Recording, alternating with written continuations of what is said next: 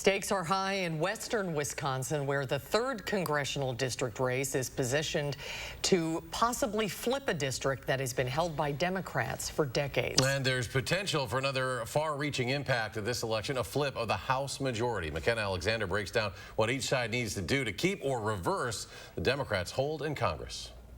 1 year ago today, longtime Western Wisconsin Democrat Ron Kind announced his career in politics was over. Flash forward to 1 day ago. The people that feel like the Democratic Party has left them for social issues, you are now going to have a governor that's going to stand up for the hardworking, tax-paying, law-abiding citizens of Wisconsin.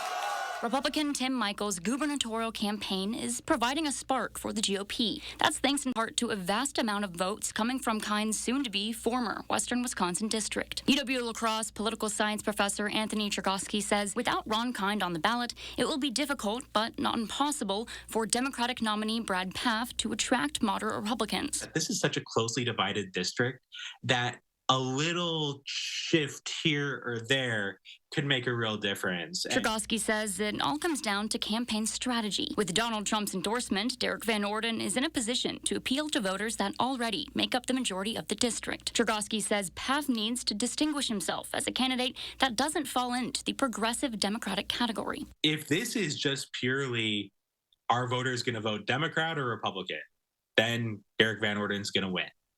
And he'll win by a small margin, but he'll win.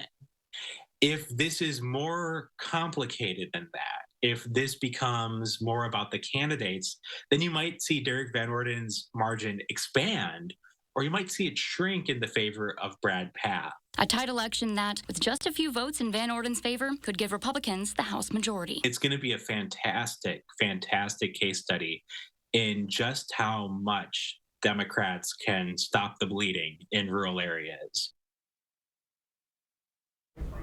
Now, we know that Wisconsin typically receives mass national attention as a battleground state, but Chergosky points out we often forget just how critical of a role we play when it comes to the future of Capitol Hill.